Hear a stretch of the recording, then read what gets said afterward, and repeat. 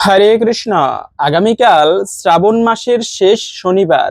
এই শ্রাবণ মাস মহাদেবীর মাস। আর সেই মহাদেবীরই একজন ভক্ত হচ্ছে শনিদেব।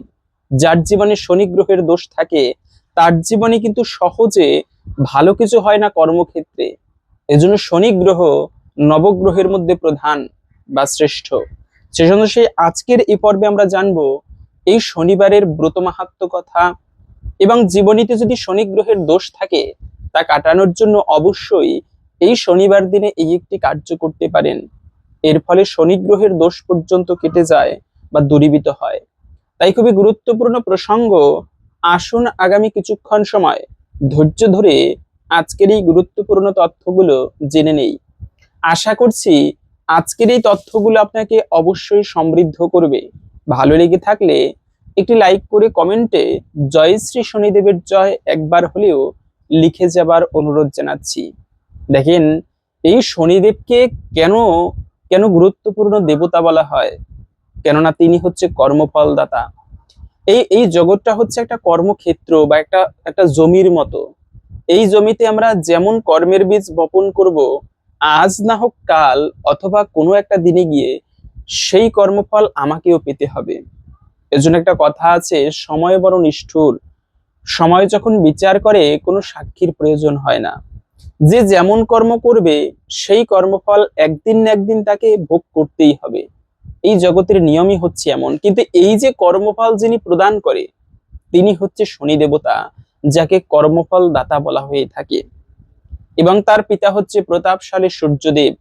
এই সূর্যকে জগতের প্রাণ স্বরূপ বলা হয়ে থাকে। প্রত্যেকটা ব্যক্তির হতে পারে আপনি কালীর উপাসনা করেন, হতে পারে আপনি ভগবান বিষ্ণুর পুজো করেন বা বৈষ্ণব, যেই হন না কেন প্রত্যেকের সকালবেলা ঘুম থেকে উঠে এই সূর্য নারায়ণকে প্রণাম করা উচিত।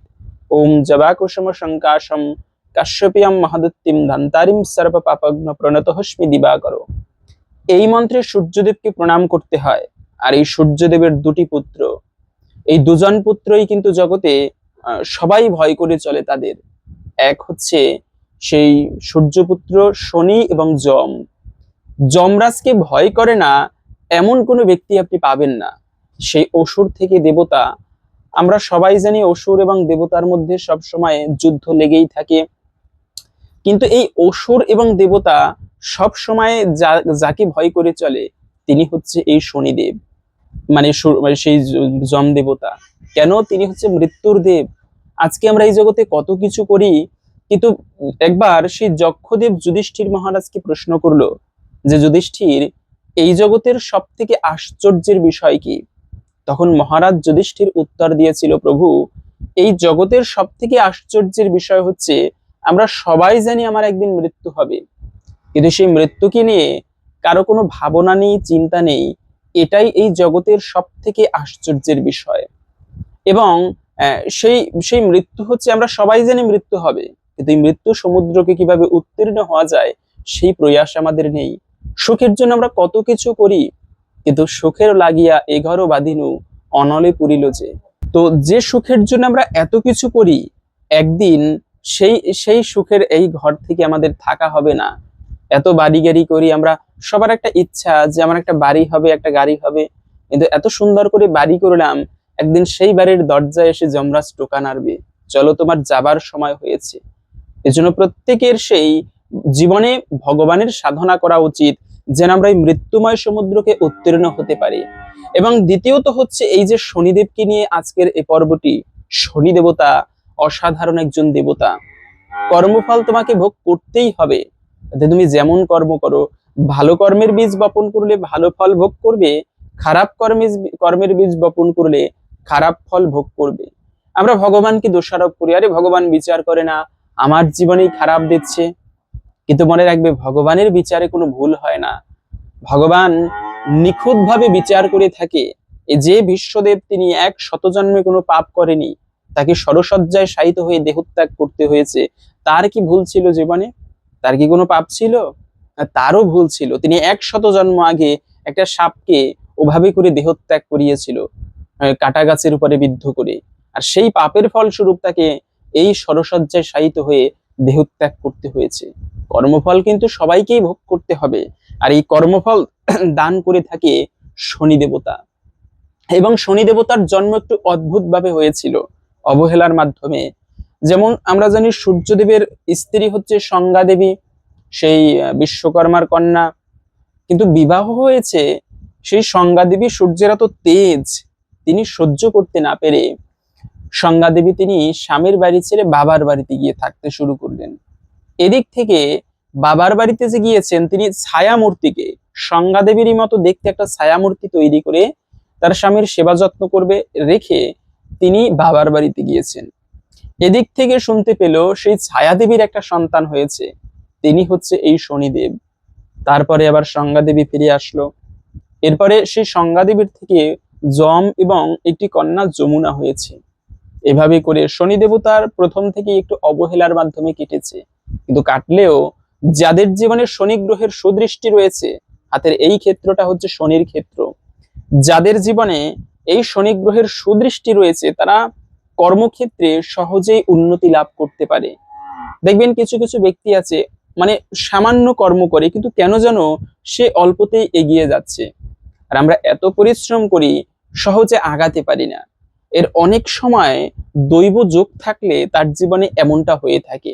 আবার অনেক সময় ভাগ্যে যদি দুর্যোগ থাকে বা অশুভ যোগ থাকে, সেক্ষেত্রে কিন্তু তার যতই কার্য করুক ততটা কর্মফল পায় না কিন্তু সহজে।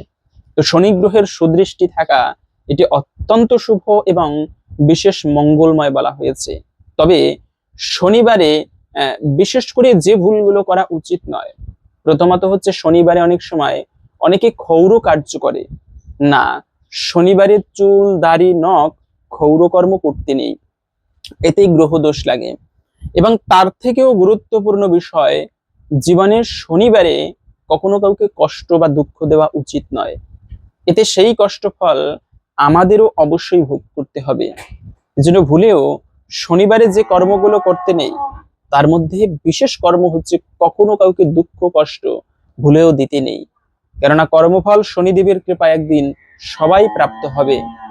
এজন্য তুমি কারো উপকার করতে না পারো, কিন্তু কারো অপকার ভুলেও করা উচিত নয়। শনিদেব তিনি অপেক্ষা করে আছে তোমাকে সেই কর্মফল দেবার জন্য।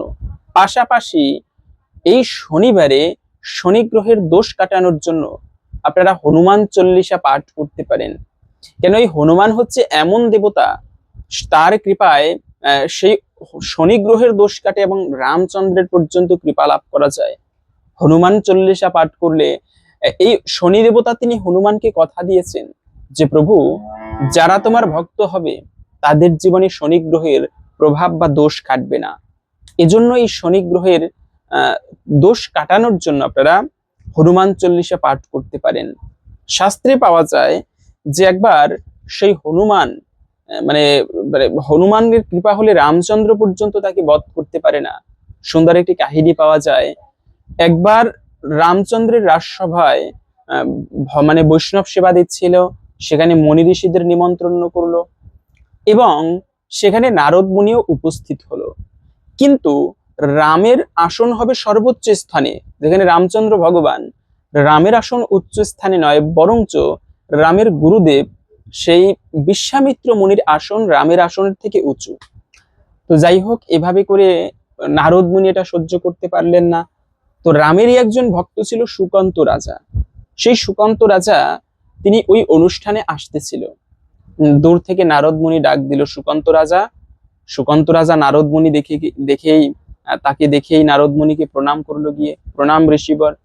আচ্ছা তুমি এই যে দেখো, রামচন্দ্র ভগবান তার আসন থাকবে উচ্চ স্থানে, হ্যাঁ ঠিক, কিন্তু রামের আসন উচ্চ স্থানে নয়, বরঞ্চ রামের গুরুদেবের আসন কোথায়, বিশ্বামিত্র মুনি, তার আসন রামের থেকে উচ্চ স্থানে। এটা কি হলো নাকি?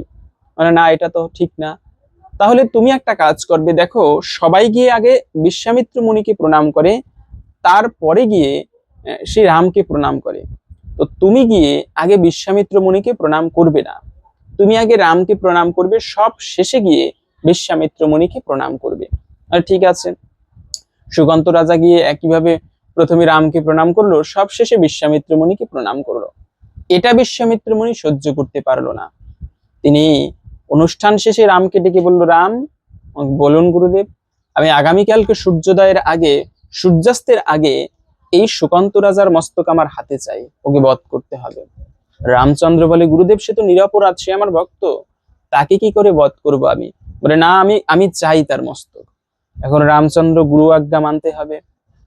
তো ঠিক আছে, ওদিকে সুকান্ত রাজা এটা খেয়াল করেছিল যে তাকে বধ করবে। সুকান্ত রাজা নারদ মুনির কাছে গেল, আপনার জন্য আজকে আমার প্রাণ সংকটে, আপনি আমার প্রাণ রক্ষা করুন।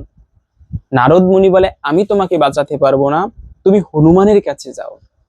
তখন সেই সুকান্ত রাজা হনুমানের মায়ের কাছে গিয়েছিল যে, মা আপনি আমার প্রাণ বাঁচান, আপনি না বাঁচালে আমার প্রাণ বাঁচবে না।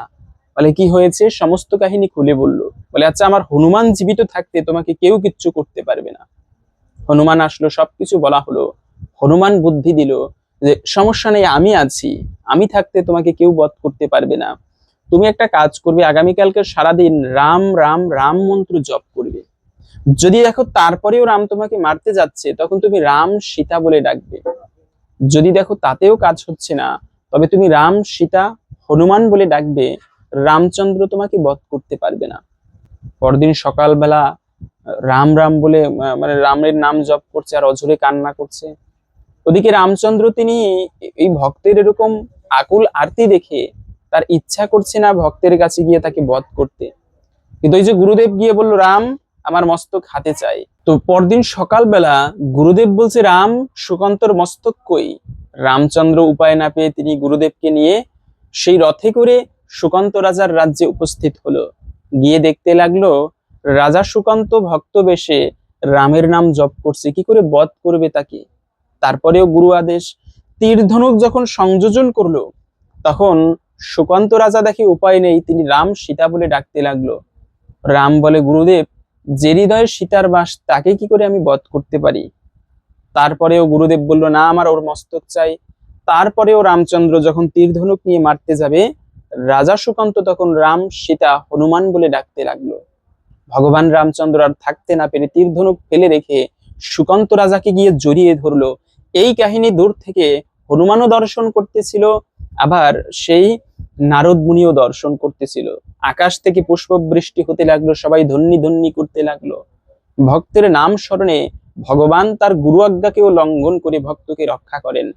এ হচ্ছে এ হচ্ছে ভগবান, এ হচ্ছে হনুমান। এজন্য হনুমানের ভক্ত হলে রামও তার প্রতি প্রসন্ন থাকে। আর আপনারা এই শনিবারে হনুমান চল্লিশা পাঠ, রামচন্দ্রের পুজো আদি করা, এতে হনুমানও অত্যন্ত প্রসন্ন হয়, গ্রহদোষ পর্যন্ত দূরীভূত হয়। তো যাই হোক, এখন আসুন কিছুক্ষণ সময় ধৈর্য ধরে এই শনিবারের বিশেষ ব্রত কথা শ্রবণ করি। কেননা শ্রবণম মঙ্গলম, এর ফলে অনেকাংশে একটুকু হলেও এই শনিবারের বিশেষ কৃপা বা ব্রতফল প্রাপ্ত হওয়া যায়। তাই আসুন এখন এই ব্রত কথা জেনে নেই। এরপরে ভিডিওর মূল প্রসঙ্গ, এই দিনে কোন কার্যটি করবেন সেই প্রসঙ্গেও জেনে নিচ্ছি। শ্রাবণ মাসের অধিপতি হিসেবে শনিদেবকে মানা হয়, শনিবারের অধিপতি হিসেবে শনিদেবকে মানা হয়। সনাতন ধর্মে শ্রাবণ মাস অত্যন্ত পবিত্র এবং মহিমান্বিত একটি মাস। এই মাসকে ভগবান শিবের প্রিয় মাস হিসেবে মনে করা হয়।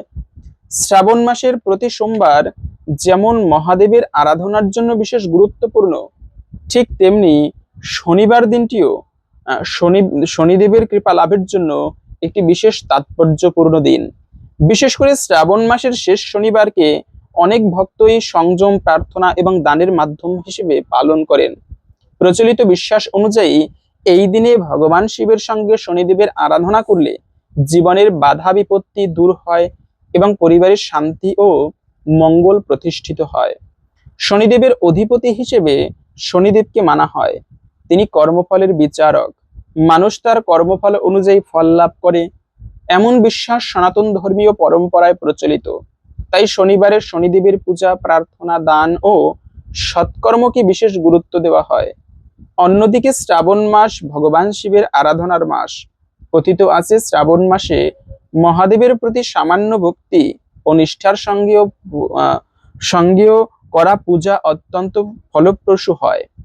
তাই শ্রাবণের শেষ শনিবারে শিব ও শনিবারের স্মরণ করে ব্রত পালন করলে ভক্তের মনে শান্তি আসে এবং নিজের ভুল কর্ম সংশোধনের সংকল্প দৃঢ় হয়। এই দিনে অনেকে সূর্যোদয়ের আগে ঘুম থেকে উঠে স্নান করে পরিষ্কার পোশাক পরেন, তারপর শিবলিঙ্গে দুগ্ধ, জল ও বিল্লপত্র দিয়ে অর্পণ করেন। শনিদেবের উদ্দেশ্যে তিলের তেল, কালো তিল, কালো বস্ত্র বা প্রয়োজনীয় সামগ্রী দান করা রীতি অনেক জায়গায় প্রচলিত। তবে পূজার সবচেয়ে গুরুত্বপূর্ণ বিষয় হলো ভক্তি, সংযম এবং সৎকর্ম। শুধু বাহ্যিক আচার নয়, কারো প্রতি অন্যায় না করা, মিথ্যা কথা না বলা, অসহায় মানুষকে সাহায্য করা এবং নিজের কর্ম সম্পর্কে সচেতন হওয়াকেও এই ব্রতের মূল শিক্ষা হিসেবে ধরা হয়। শ্রাবণের শেষ শনিবারে ভক্তরা সামর্থ্য এবং পারিবারিক রীতি অনুযায়ী ব্রত পালন করতে পারেন। প্রথমত, সকালে উঠে স্নান করে পরিষ্কার পোশাক পরতে হয়। বাড়ির পূজা স্থান পরিষ্কার করে প্রদীপ জ্বালাতে হয়। প্রভু শিবের উদ্দেশ্যে জল ও বিল্লপত্র নিবেদন করা উচিত এবং ওম নমঃ শিবায় মন্ত্র জপ করতে পারেন। শনিদেবের উদ্দেশ্যে তিলের তেল বা কালো তিল নিবেদন করার প্রচলন রয়েছে।